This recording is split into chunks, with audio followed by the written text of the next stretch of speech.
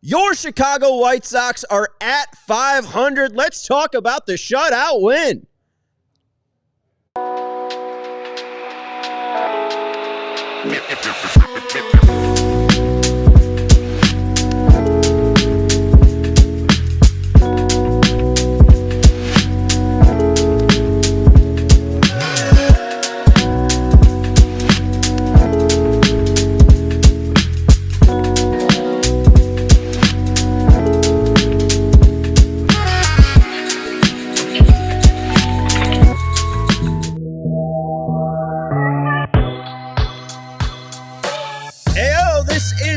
CHGO White Sox Postgame Show presented by Bet365. Download the Bet365 app and use code CHGO365 when you sign up. Whatever the moment, it's never ordinary at Bet365. New customers, when you bet $5, you get $150 in bonus bets. Win or lose on that $5 wager. Go use code CHGO365. I'm Sean Anderson, your host of the CHGO White Sox podcast. I'm being produced today by our pal, Sarah. Hi. People have missed that. I haven't done that in a while. It's been a long time. A minute. People have missed it.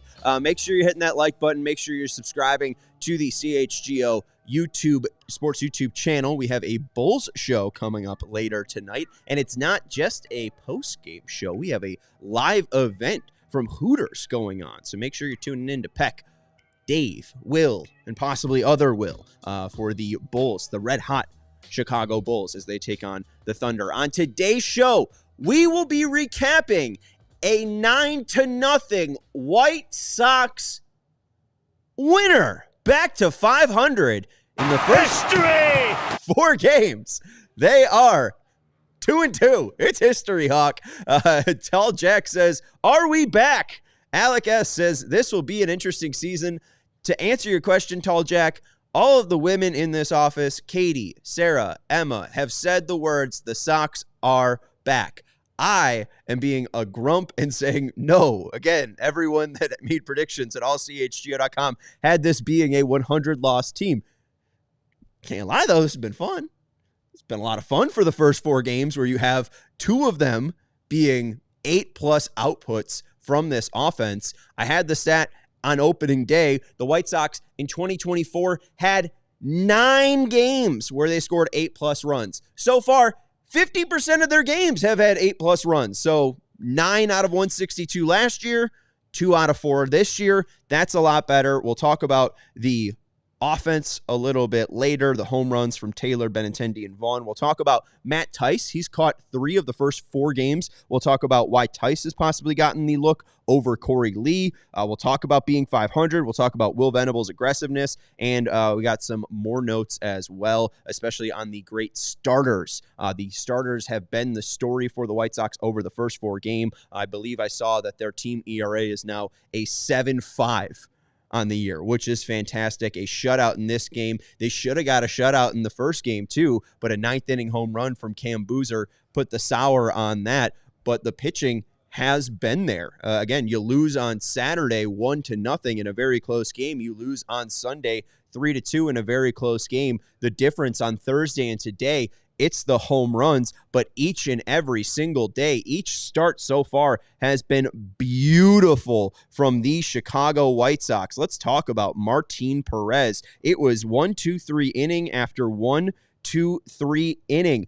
His 6 innings, he allowed no hits. I believe 3 walks for Martin Perez, 1 hit batter, 9 strikeouts. We can look at TJ Stats here, giving you the breakdown on what Perez threw, his grades, and how the stuff looked to the hitters. The main thing that sticks out, and this is from Aaron Gleeman, Martin Perez did not throw a single pitch over 90 miles per hour.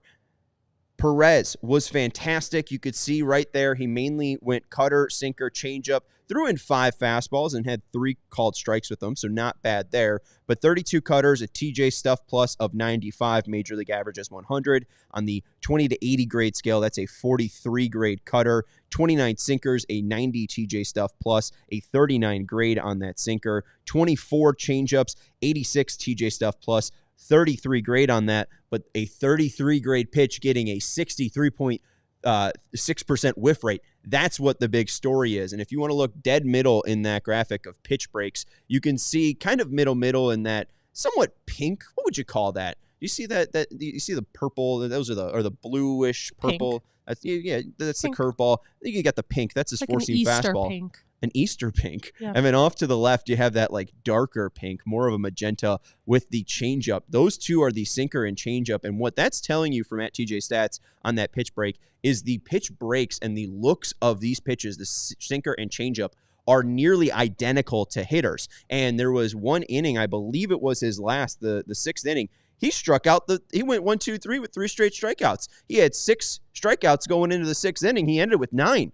And he got the second batter with a changeup low and in, left on left changeup, and it was low and in outside of the zone, but he got him to swing over it. And then the next batter, another lefty, he throws a sinker inside, but it has very similar break. And the difference is, that pitch coming from the same exact angle, one's moving in to a lefty and the other one's just dropping down, and you really have to guess which one it is. Perez was extremely effective, and Tice was extremely effective at keeping the Twins hitters off balance. And just to go into a little bit more, the changeup and sinker breaks, the sinker and changeup have very similar induced vertical break and horizontal break. The sinker has 10.8 inches of vertical break, 16.6 inches of horizontal break. The changeup has 10.2 inches of vertical break, so only 0.6 difference there. And the horizontal break was off by, I think, a little bit under 2, about 1 point something. And the biggest difference why they were able to have that vertical drop is the spins less.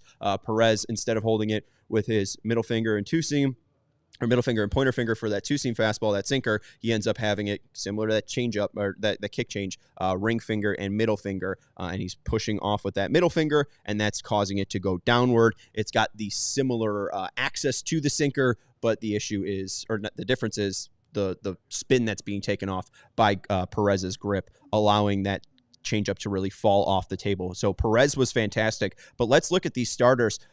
There have only been 4 teams since 1913 that have had 4 starters go scoreless in their first 4 starts. The White Sox are the 4th.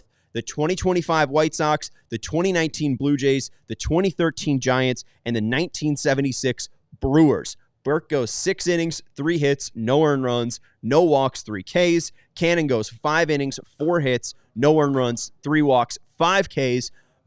Davis Martin goes 6 innings, 4 hits, no earned runs, 2 walks, 2 Ks. And Martin Perez, who would have thought he would have had the most strikeouts out of the 4, 6 innings pitched, no hits, no earned runs, 3 walks, 9 Ks. The 4 starters have gone 23 innings, 11 hits, no earned runs, 8 walks, 19 strikeouts. So fantastic job so far through the first 4 games by the Chicago White Sox. A huge victory for the team. So excellent job by them, and an excellent job by Martin Perez. That's a career high in strikeouts. His over-under from our friends over at Bet365 to start the game, it was 3.5. So if you took the over, you cleared very, very easily there. So congratulations to Martin Perez. One thing that was noted by John Striffen, Perez has his hands lower, similar to where he had his hands back in 2022 with Texas. His hands were a little bit higher in 2024. I would stand up, but we got a pretty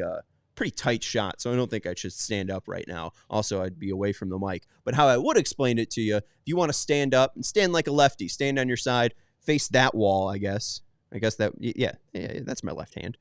And just have your hands kind of like, like you'd be a lefty pitcher, fist and glove. Perez now, and what he was doing in 2022, his hands were closer to his belt. Last year, it was closer to his belly, maybe, kind of where his ribs end, or at least start to separate apart from one another. So his hands are a little bit lower. I really couldn't understand what John was saying, how this benefits Perez. I believe it's just comfortability, but man, whatever you were doing, just keep it up. Martin Perez looked fantastic. And all throughout this offseason, I was scoffing at Perez's constant mentions that this team's going to be a little bit better than you think. This team's going to be competing for the division. I scoffed at it. I didn't believe him. But hey, after 4 games, they're at 500. And I could say they look a lot better than the Minnesota Twins, who got dog walked by the Cardinals this weekend. And the White Sox took them to the woodshed. Byron Buxton and Carlos Correa didn't even finish the 5th, 6th, 7th, 8th, and 9th inning. I mean, the White Sox beat them so bad, we saw another position player come in. The second game out of 4 that we've seen the opponent put a position player in to pitch. First, it was Nicky Lopez. Now it is our guy, Willie Castro. Very exciting stuff for our friends over at the Chicago White Sox. Martin Perez. You start 2-2. I thought they were going to be able to get a series win for Will Venable in his first series as a manager, and they were pretty much 1 run away on Saturday and Sunday, and it was good to see against Chris Paddock, who a lot of the pregame talk was that he was bouncing back, that he's been throwing all offseason. He never took a break. He was constantly throwing either a football or a baseball. Maybe he should have taken more of a break because he looked terrible today. Vaughn was able to hit a home run that barely eked over the left field wall, but it still eked over 108.5 miles per hour on that. That's still the hardest ball hit by the White Sox this year. Benny hit a bomb. He's a DH god. He made it 7-0 with that home run. And then Michael A. Taylor with a 2-run homer made it 9-0. It was just out of Buxton's reach. I hope it's not an injury reason why Buxton was taken out so early in the game. But that was pretty much his last play, reaching up, trying to bring back Michael A. Taylor's home run, but to no avail. Sox win 9-0 on the backs of great pitching from Martin Perez. Mike Vasil makes his major league debut. The White Sox picked him up after he was DFA'd by the Mets. The Mets picked him up in the Rule 5 draft, so Vasil does have to stay on the White Sox roster. So this is a guy that you kind of need to watch. Let's see if they're just looking for some innings out of him or if they're looking to see if he's a true project. I mentioned Jared Schuster in yesterday's game. He seems very effective at the AAA level. He was very effective last year as well, so it seems like they have somebody waiting in the wings to take over for that spot. We'll just have to wait and see. But then you also see Eisert in the game to close out the 9th. He got 2 Ks. That was exciting to watch. And then the other guy, was it just Vasil? I think it was just Vasil. All right, well, that's it. But great pitching all around for the Chicago White Sox today, and the Twins really just didn't show up. Yeah, Perez, Vasil, Eisert combined for the shutout. 13 Ks for them, 4 walks, 2 hits. We're going to take a break here on the CHGO White Sox podcast. We're going to talk a little bit about the offensive power that we saw, and I'll also talk about Matt Tice versus Corey Lee. You have seen Corey Lee only start 1 game at catcher this year. Tice has gotten 3 games. So why has Tice gotten the love from the staff? We'll try to parse that and figure out why right after the break here on the CHGO White Sox podcast. We want to let you know about our friends over at Cornbread Hemp. If you are looking to settle down, and now that this is a one-man show, I'm tweeting from our X show. I'm tweeting from my account. I'm skeeting from our team's Blue Sky. I'm skeeting from our team, from my personal account. I'm sending in the headlines. I'm taking all these colored notes. It's got me amped up a bit.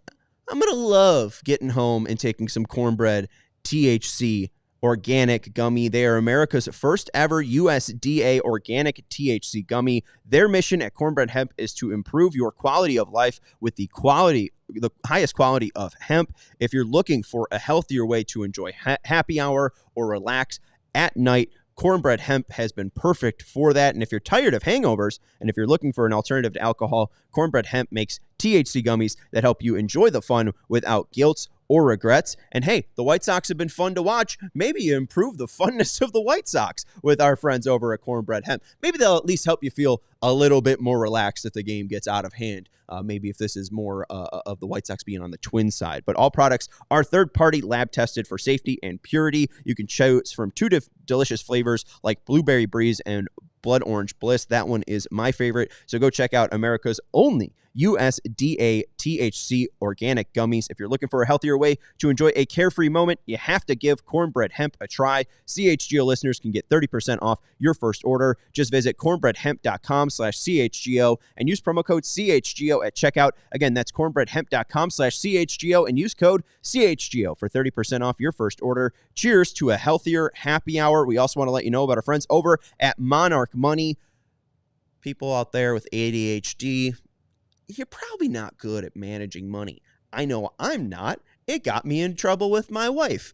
I needed a personal CFO. Thankfully, I married my personal CFO. But not everyone's lucky enough to find their sweetheart at high school. Maybe you're single. Maybe you need your own personal CFO. Finances can be messy and confusing. Monarch Money acts like your personal CFO, giving you visibility and control so you can stop earning and start growing. It's more than your average budgeting app. Monarch Money is a complete financial command center for your accounts, investments, and goals. So don't just manage your money. Start building wealth with 50% off your first year for our listeners. Head over to monarchmoney.com in your browser for half off your first year. Use code CHGO at Monarch Money for 50% off your first year at Monarch Money with code CHGO. It was named Wall Street Journal's best budgeting app of 2025, and there you can track your spending, savings, and investments effortlessly so you could focus on what matters most, making your biggest life goals a reality. Who doesn't want a water ski? Would you want a jet ski? Right? Yeah. I mean, maybe you need the beach house first, but I mean, maybe I'll be a little bit reckless. I'll go for the jet ski first. I'll use our friends over at Monarch Money. Use code CHGO for 50% off your first year. Hit that thumbs up button. Make sure you're subscribing to the CHGO Sports YouTube channel. Jay Pernobis says pitching has been outstanding this year. Absolutely. 0.75 ERA. You got 23 innings of scoreless pitching from your starters. Let's hope Shane Smith can keep this up. But then again, Shane Smith, rookie, Rule 5 pick, completely skipping over AAA. It would make sense if the fun ended tomorrow. No postgame show tomorrow. We will have a postgame show on Wednesday for the recap and the finale of the Twins and White Sox series. So make sure you're hitting that thumbs up button and staying subscribed to the CHGO Sports YouTube channel. Sarah, do you want to read that comment from Kevin? Yeah, this is my favorite comment of the day. Pretty sure we're a couple torpedo bats away from the World Series. Hey.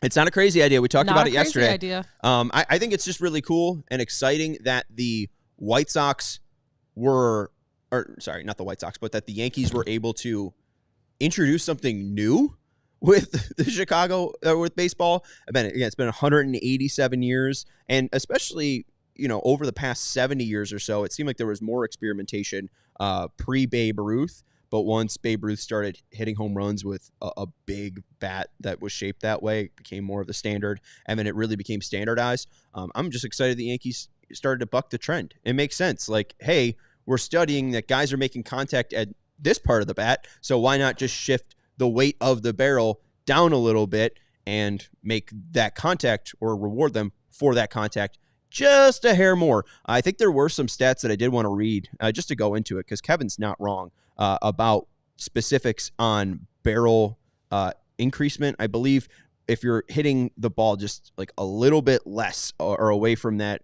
barrel spot, I think it's like a 258 expected weighted on base average. And if you're actually hitting it on the barrel, it's like a 4-something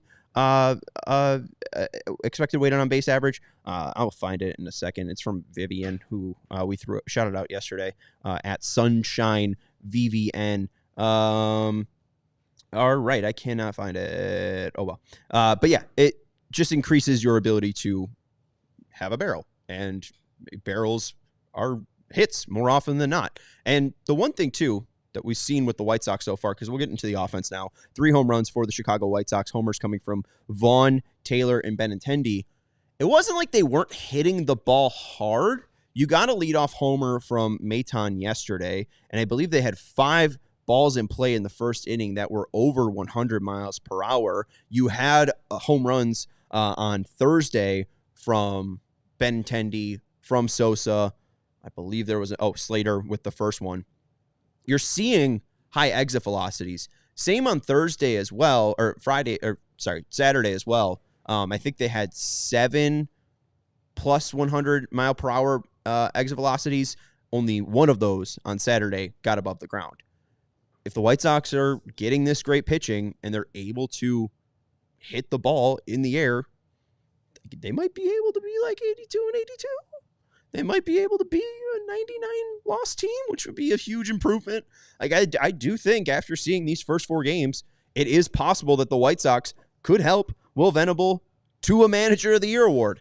If the A's make the playoffs, I think it'll probably be Marcotte, but if the White Sox make a 22-win improvement, I don't think that's too crazy. Perez, I don't know how much I want to buy into his start today because, again, pitches, every single pitch was under 90 miles per hour. Is this doable or redoable? I'm unsure, but maybe he builds up a little bit more throughout the year and he's able to start hitting 90 a little bit more consistently, and hopefully that changeup becomes a little bit more devastating. But he was caught today by Matt Tice.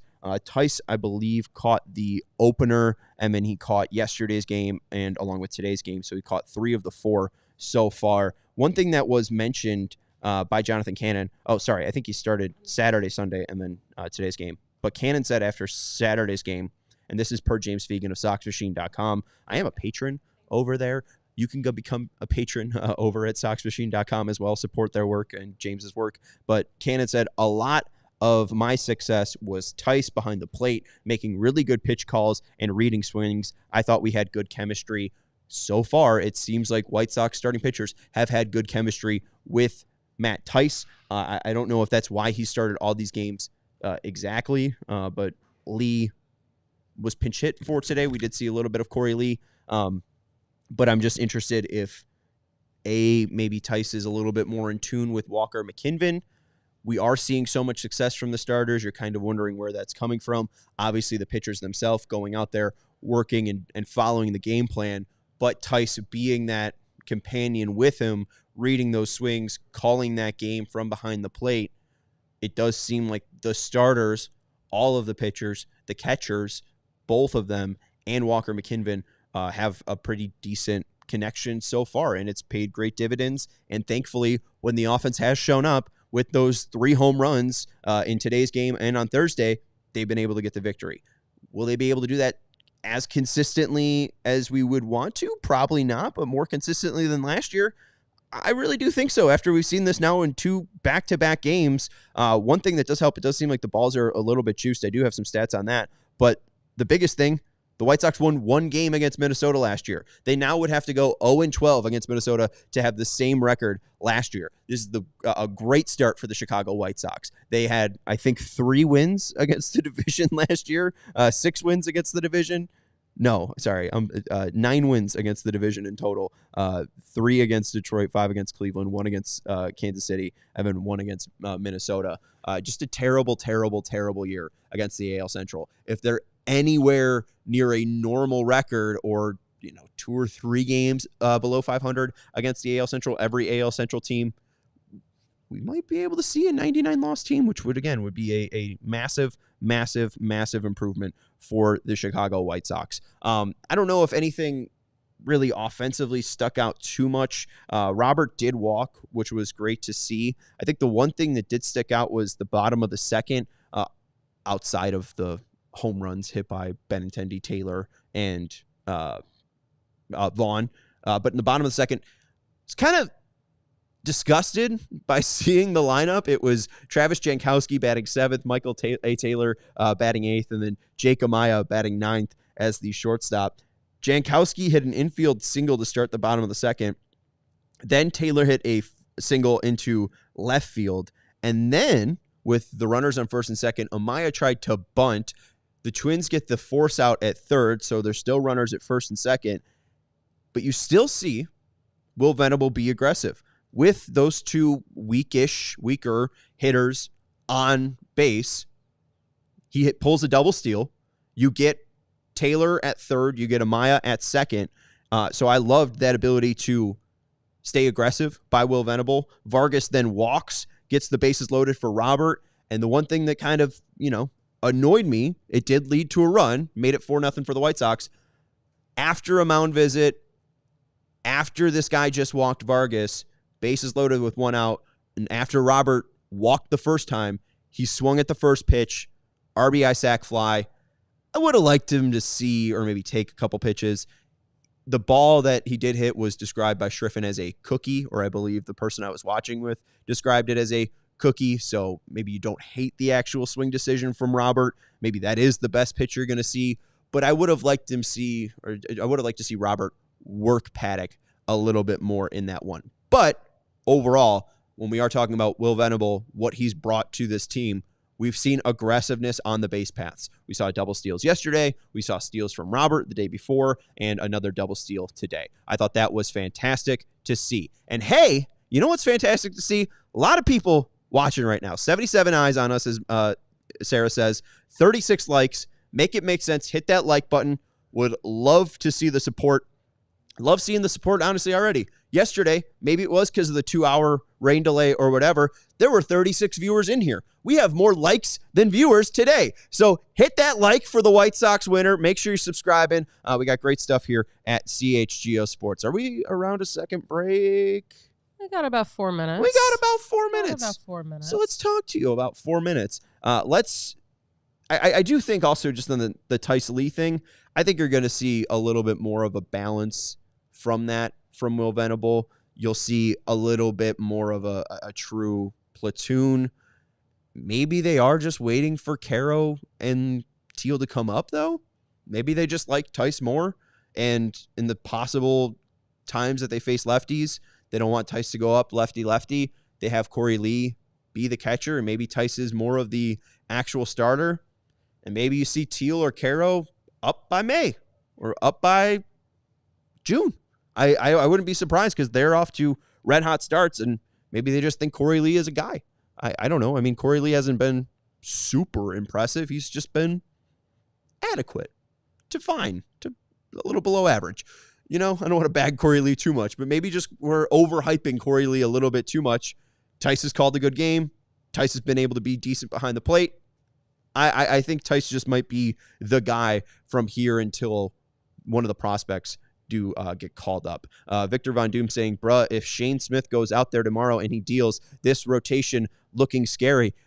I think the one thing, though, Victor Von Doom, Shane doesn't have a ton of length under his belt, so I won't be surprised even if Shane does well that they end up moving him to the bullpen at some point. I do think he would be Chris Flexen-like, but does that mean somebody comes up from Charlotte at some point? I've liked Jared Schuster. Do they give Jared Schuster a little bit of a run as a starter? I think the biggest thing that puts a kind of a dink in that plan would be Tommy John from Mason Adams. I think that he is the closest to getting called up from the prospects, but obviously him having Tommy John, he'll be out for the entire season. Iriarte hasn't been that impressive, so I don't know if there's a true next guy up, unless that next guy up is just either Mike Vasil or if that guy up is Bryce Wilson and they just call somebody from the bullpen and swap Smith with one of those guys in the pen. But Shane Smith does look scary out there. This could be a pretty interesting rotation. I mean, again, I don't know how replicable Perez's performance is, but Martin showed what we saw last year. We saw that changeup be deadly and be important. That slider looks very, very good from him. I think if he has a little bit more effectiveness with his fastball, we'll see Martin be even better. Only 2 strikeouts for Martin on Sunday. Cannon got, I think, everything you wanted to see from Cannon. Cannon was kind of the pitcher everyone was kind of down on going into spring training after he was working on things, but it seemed like he was working on things, was confident enough on Saturday. I mean, him getting 8 whiffs and 14 called strikes, I mean, that's a beautiful outing by him.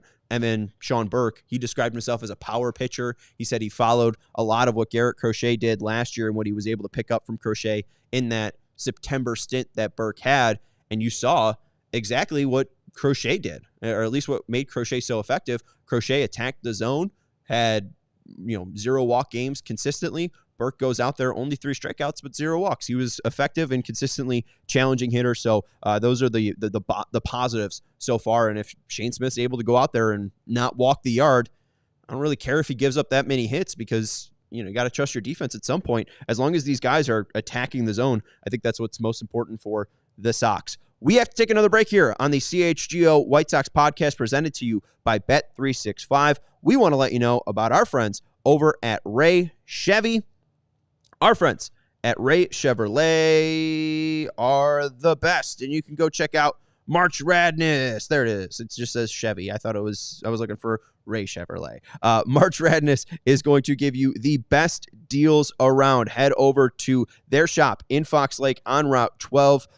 The latest vehicles you've been looking for are now priced with game-winning savings like 0% financing for 60 months, $0 down, 0 payments for 90 days, plus 0 hidden fees on select new Chevy models. Or check out their selection of over 125 vehicles priced under $20,000. With one of Chicagoland's largest inventories, you'll be sure to find the perfect vehicle for you. And as one of the top-selling Chevy dealers in the Midwest, they're able to keep their prices competitive, so you'll get a great deal with our friends over at Ray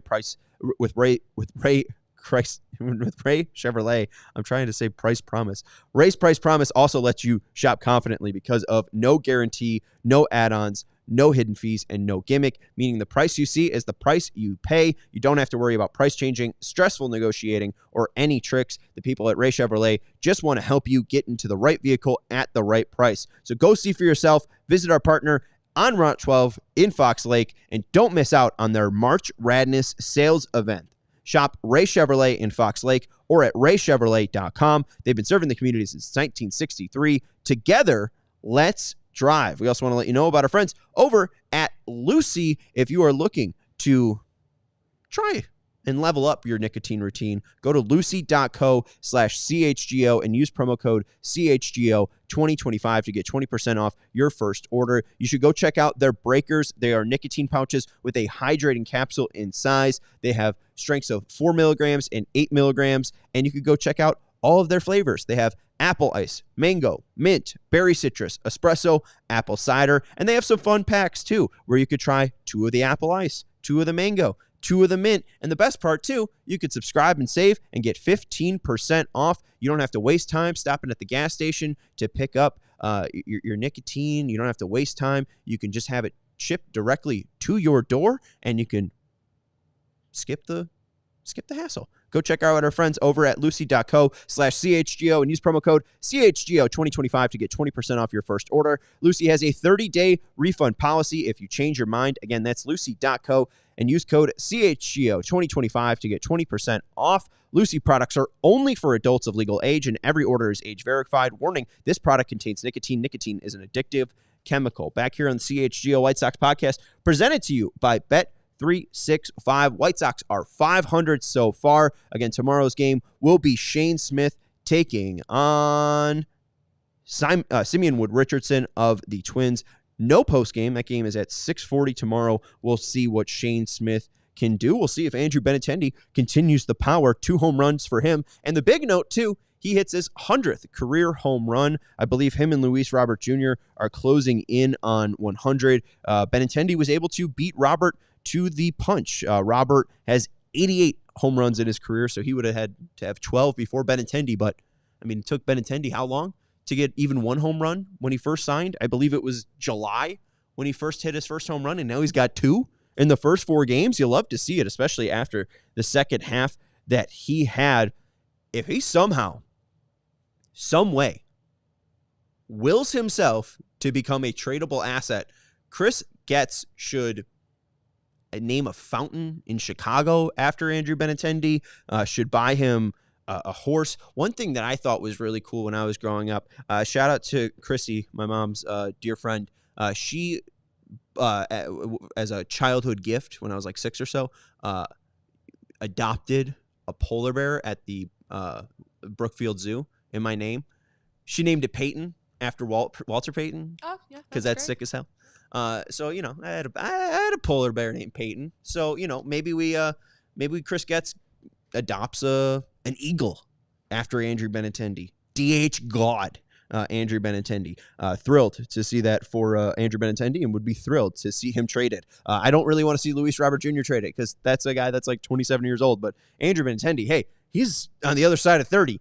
If that guy gets anything, and is tradable in any way, shape, or form, I am all for it. Just great to see that he's healthy and that what's it called? That hit by pitch did not affect him. Look at this. We have a little fun for you on the CHGO White Sox podcast. On the Hooters Hot Wing Hotline, our friend of the CHGO Bears podcast, you can follow him at the Carm. It's Mark Carman. Hiya, Carm. Sean, how are you? We're giving this a roll here. Game 1 at the rate this year. I mean, 2-2. I just felt like I had to jump in here and celebrate because, look, Martin Perez talked playoffs today, and Mike Basil made his debut. I hope I'm saying that right. I feel like we're off to an historic start here, Sean. Good to be with you, brother. I don't know if it's great to hear from you, Carm. I don't know if it's actual historic, but the winds of change are sweeping through Chicago. I mean, we have nearly 50 likes here. We weren't even getting 50 views yesterday. Vasil on that pronunciation there, but you're close enough. What was the mood in that clubhouse from Venable? I mean, or maybe we should go to Perez. You're talking playoffs. He was saying a little bit this before the year in spring training that people are overlooking this team. I thought that was a bunch of hogwash, but hey, here we go. Well, I'm sitting there, I'm thinking to myself, am I going to, bring up to these guys just the overall vibe of the team? And here comes Martin Perez, no hitter. Yeah, long season. Don't push me today because I got to be ready for the end of it. We got something coming down the hallway here. My apologies for the background sound here. I'm not sure what's going on. I didn't want to rustle with the media. There we go. This could add to my hit here. I think there's a value. Oh, that's the dessert cart going by. It's delicious. I see if you could get anything. You're good. You're good. The game's over. I mean, now's the time to pick off the dessert cart. We're all good. But I couldn't believe he said it. I literally nearly fainted. Did he just say September? But he did. And having a veteran pitch well is great. Having a veteran have some confidence about and underlining, putting some expectations. I don't know, but expectation might be a little bit too tall, but talking positively about the team. And I liked hearing it. I thought it was, look, it was so bad last year. I don't know if you remember, Sean, they didn't win a lot of baseball games. Yeah, thanks for the reminder. Right, but to be 2-2, I mean, maybe they'll end up, 2-20, but let's not think that way. 2-2 is an accomplishment here. Plus, they could have 3 wins right now, right? Oh, they could have 4. I mean, again, right. You look at Sunday, they lose by 1. You look at Saturday, they lose by 1. You score 4 runs in any of those games, and that's a win. I mean, the games that they've gotten home runs, 3 home runs from their team, they've gotten 2 wins. That sounds like pretty good math to me. If they hit home runs, I think they might win. The one thing with Perez, it does seem like he's bringing veteran leadership to that rotation. Cannon, very, very young. Burke, still a rookie. Martin hasn't pitched a full season. Shane Smith is a rookie as well. Does it just seem like a guy that's giving them confidence, even if it might not be, deserved yet? I think Martin Perez is kind of saying, go out there and get punched in the mouth and see how you respond in a way. Yeah, and also I thought it was interesting. Hey, man, you had a no-hitter going. Did they ask you about coming out? Yeah, Will talk to me. And, I mean, I could have gone out for another inning, basically is what he was saying, but I couldn't have made it to the end of the game. So there's just, understanding, not going to push myself right now. It's not about me. It's about the team. That probably resonates. And then, of course, a rookie gets an opportunity to come in there with a no-hitter and add that onto his debut, which is an interesting story. You look at Vasil's journey here. He's been going at it since 2019 to finally get to do it here in 2025. Shout out to anybody who's, fought for anything in their life and finally gets an opportunity to be on the biggest stage. That's a huge deal. That he was talking about, they told me to get warmed up. Like, okay, here we go. Like, I was trying to imagine, because we all play baseball, right? This is it. You're going to make your major league debut on a 40-degree day in front of 748 people who are all having a great time watching the White Sox win a baseball game. And hey, man, they're scoring runs. So this is which at least today they were. So it was a lot of good things going on. Your point about Benintendi, if they could end up trading him, that'd be a nice thing for Chris Getz. I know Sox fans don't necessarily need to think that way today, but that was a good point. Yeah, it's a long way to think, but just maybe, if he's able to get some value, that'd be impressive. And hey, Vasil gets 2 outs in that top of the 7th. He almost does his job, and I'll bail him out here. John Striffen did say, "Oh, hey, we're closing in on the 7 innings of no hit. crack of the bat, single out to right. Shriffin's like, oh, I don't think of the broadcaster's jinx. Anyone who's broadcasted any sport out there knows the broadcaster jinx is 100% real. And that's not just coincidence timing. Steve can say it as the color commentator, but the play-by-play guy, if you are going to throw out there and say, hey, this guy's perfect from the line, this guy hasn't allowed any hits, that's when the next miss or that's when the first hit's coming. See, I don't believe in the announcer jinx, but I do believe, but to your point, they asked him, were you guys talking about the no-hitter in the bullpen? No, we don't do that. We don't speak on that. And so, listen, there is baseball etiquette in the booth, on the field, and sounds, I guess we did have a breaking of that once again today. Let's get out to Will Venable. What'd you make of Will Venable? This is your first time talking to him. You get him after a win, a 9-0 victory. What do you make of the new skipper? So I am learning him on the fly here, Sean, that this is all true. I'm just jumping into the pool. I liked him, very calm, cool, collected. Will Venable, been there, done that. And you think about how many more wins can he, impact from the Pedro Grifol that was Pedro Grifol, and with the, hopefully, I think, better performance, better roster, all the things. But it feels so much better every time you talk to Pedro Grifol. You were looking around the room like, how is this guy? How does he have this job? Whereas you have the exact opposite thing with Will Venable. Oh, all right, calm, composed, seems very assured of himself. Not, he didn't go to the moon about being 2-2 and started, doing jumping up and down, and just kind of business as usual. It seems like the White Sox finally have a manager in there that is going to help them, and I would think develop young players. Also be great for the veterans that are here as well. Early impressions, I think this guy's getting a very, very high score. Yeah, no, thrilled about that. And the one thing, too, with Venable that stuck out, obviously he was a name that was thrown around Major League circles for a while with managerial jobs. Great to see the White Sox go out and get the guy, similar to the Bears getting Ben Johnson. They went out and got the guy. And what I've liked so far is exactly everything that you mentioned, the composure. He's been around baseball his entire life. It seems like he's very aware of what he wants, but Shriffen also mentions that he's relying on his advisors in the dugout still, that he's not really, oh, I've done this for 3 games, I know everything in baseball. This does seem like somebody that's extremely measured with Will Venable. And I don't know if that's something to do with his age. This is a guy that, maybe I'm just so used to Tony La Russa, and even Grifol, I think, was in his 60s. This is just a true fresh of breath air, or a breath of fresh air. There we go.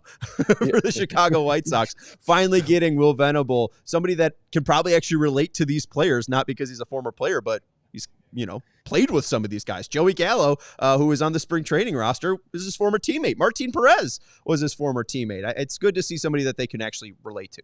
Yeah, and even the way he walked out there today, just kind of like calmly walked up to the podium. I'm like, oh, okay, this is what I've heard about, and this is what I'm seeing in front of me.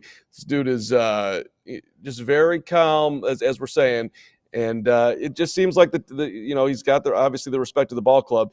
I sent in some clips from I guess we'll make up our social, from Andrew Vaughn and from the rookie Vasil. So listen. There's a little bit of a positive vibe going on in there. Luis Robert was joking around in the clubhouse after the game. So, I think the White Sox on a whole here have got to feel it's like 7,000% better than what they felt like at this time last year, or in the middle of last year, certainly. Oh, absolutely. They must feel weightless. I mean, yes, last year must have felt like an elephant on their back. And I mean, now it must feel like they're floating around. Did Vaughn have anything interesting to say? I'll obviously check out the clips here, but while we have you, anything interesting from Vaughn? No, I got to tell you, Andrew loquacious is not a word that you would use to describe Andrew Vaughn. I'm dialing up my University of Iowa education here. He was, straightforward as always. Said that they were asking about getting the ball in the air, and he said, I've actually been doing that for a little while now. So it wasn't like, I guess today's performance was not a huge shock for him. So I'm always amazed too when I get around Andrew Vaughn. It just, he's shorter than I am. The guy, he's like he's a legit 5'7". I'm like, how are you in the big leagues doing this? And always like at a premium power position. It's just kind of amazing to me. But he's a little more talented than me and you. By the way, you got a great swing. People should know that Sean Anderson can rip the baseball, or at least rip the softball. I haven't seen you hit the baseball, but you can rip the softball for sure. Hey, now I appreciate it. And your check's in the mail, and hopefully I'm out there this year for some softball. But that's good to hear from Vaughn, because again, he started 0 for 11. You're just glad that didn't get into his head. Got a double in yesterday's game to end the game, and then first at bat today hits a home run. And I'm very happy that you taught me a new word, loquacious. I'm very excited, and that does not describe Andrew Vaughn. He is the opposite of loquacious. Yeah, no, I was saving that word for a special moment in time, and there it was for you. I'll keep on trying to dial it up as I join you periodically throughout this season, Sean. As I'm just going to invite myself on the show and just show up every now and then, and that's I hope you're okay with it. So good I appreciate you letting me on. I love it. I appreciated the ring. I loved seeing Carm is now calling in. That was a thrill to see. Go follow Carm at the Carm. Appreciate him joining us from right field. I don't think he's doing any writing at allchgo.com, but you can watch him on the Bear Show. So watch that Monday through Friday. Appreciate it, Carm. All right, Sean. Talk soon. You're the guy. That was awesome. Let's go. Carm making his first CHGO White Sox appearance of 2025. Right? Yeah, of 2025. Yeah, because Hogue was on for the Ishbia stuff along with Jared. So that's Carm's first appearance of the 2025 season. So we've gotten Hogue and we've gotten Carm. And the day that Braggs is on this show will be the death of me. Hit that like button. Make sure you're subscribing to the CHGO Sports YouTube channel. Loved Carm from joining us. Follow him at the Carm after this 9-0 White Sox win. As he mentioned, he sent in clips. So you can follow the CHGO Sports socials. You could follow the CHGO Sports YouTube channel, and you could see those clips. We'll post something from Andrew Vaughn. We'll post something from Mike Vasil, and whatever's interesting, we'll get it out to you, the CHGO White Sox fan. We will be back on Wednesday for postgame between the White Sox and Twins. We'll see if the White Sox can finally win a series in 2025, if they can get Will Venable's first series win as a manager. I'll talk to you on Wednesday. Thank you to Mark Carman. Thank you to Sarah. I was going to call you Sarah Nicholas. I was combining you and Steven. Okay. Thank you to Sarah Fichter for we producing both worked the show. on the show today. That's so, true. That's maybe what I should be doing. Thank you to Sarah and Steven for producing the show. And thank you, the viewer, for watching. Hit that like button. Make sure you're subscribing. And we will see you on Wednesday. This has been the CHGO White Sox podcast presented by Bet365. Goodbye.